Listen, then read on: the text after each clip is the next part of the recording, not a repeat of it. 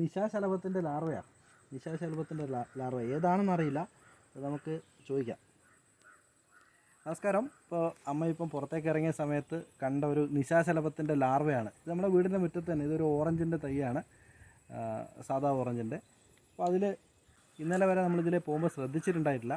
പക്ഷേ ഇന്നിപ്പം അമ്മ ഇതിലെ പോകുന്ന സമയത്ത് കണ്ടതാണ്. അപ്പോൾ ഇത് ഏത് സ്പീഷീസ് ആണെന്ന് നമുക്കറിയില്ല. ഇത് അറിയുന്ന ആളുകളുണ്ടെങ്കിൽ ഒന്ന് കമൻറ്റ് ചെയ്യുക.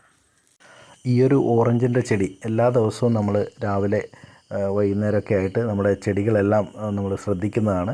അപ്പോൾ ആ ഒരു സമയത്ത് കഴിഞ്ഞ ദിവസങ്ങളിലൊന്നും ഇതുപോലൊരു മോത്തിൻ്റെ സാന്നിധ്യം നമ്മൾ ഒബ്സർവ് ചെയ്തിട്ടുണ്ടായിരുന്നില്ല. പക്ഷേ ഇന്ന് പെട്ടെന്ന് അമ്മ നോക്കിയ സമയത്താണ് ഇതുപോലൊരു മോത്ത് എൻ്റെ ലാർവ നമ്മളിവിടെ കണ്ടത്. അപ്പോൾ ഇത് മറ്റേതെങ്കിലും ഒരു പ്ലാന്റിൽ നിന്ന് ഇങ്ങോട്ട് വന്നതാണോ? കാരണം ഇതിൻ്റെ ലീഫൊന്നും അങ്ങനെ അധികം കഴിച്ചിട്ടില്ല. സാധാരണ ബട്ടർഫ്ലൈസിനൊക്കെ ആണെങ്കിൽ തന്നെ ഹോസ്റ്റ് പ്ലാന്റും അതുപോലെ നെക്ടർ പ്ലാന്റ്സും ഉണ്ടാകാറുണ്ട്. അപ്പോൾ അതിൽ ഹോസ്റ്റ് പ്ലാന്റിലാണ് അതിൻ്റെ ലാർവ അല്ലെങ്കിൽ കാറ്റർപില്ലർ അതിൻ്റെ ഇല കഴിക്കുന്ന ആഹാരമാക്കുന്നത്.